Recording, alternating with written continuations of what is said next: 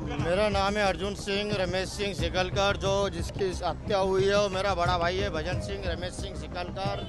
इसको मारा गया है धोखे से। आगे बोलेरो पिकअप लड़ा दी, स्कॉर्पियो में मेरा भाई आया था और भाव सिंह, बलदेव सिंह, कालू सिंह, मोहन सिंह, सनी सिंह, सोनू सिंह, ये इतने लोग और अन्य लोग और थे उन, और गोपाल डिंडोली का है ये लड़का, और अन्य लोग और थे पर मालूम नहीं उनका नाम क्या है।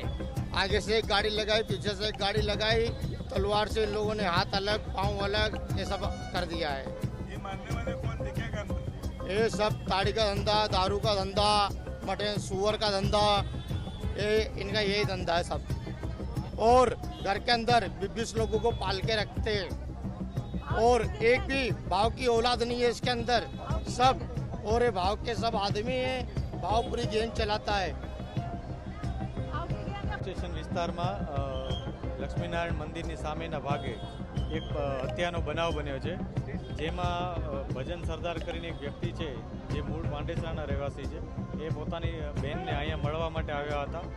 જે મળવા માટે આવ્યા હતા ત્યારે તેઓ સાથે અગાઉ 1 મહિના પહેલાં જે એમના બે ઓળખીતા વ્યક્તિઓનો ઝઘડો થયો હતો. આ ઝઘડો પુણે મહારાષ્ટ્રમાં થયો હતો.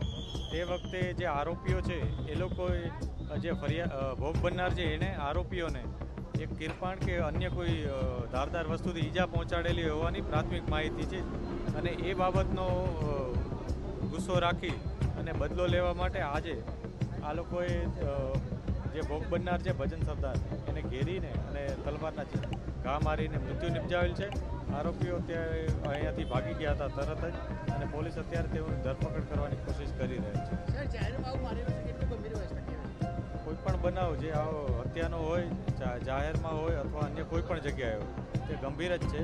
અને જ્યારે આ મુખ્ય બનાવનું મુખ્ય જે કારણ છે ત્યારે મહારાષ્ટ્ર પુણેમાં એ લોકોની બબાલ હતી ત્યાંનું છે, પરંતુ 1-1.5 મહિના અગાઉની જે અદાવત રાખીને તેઓએ આ ઘટનાને અહીંયા અંજામ આપ્યો છે, તે બાબતને લઈને પોલીસ અત્યારે તપાસ કરી રહી છે.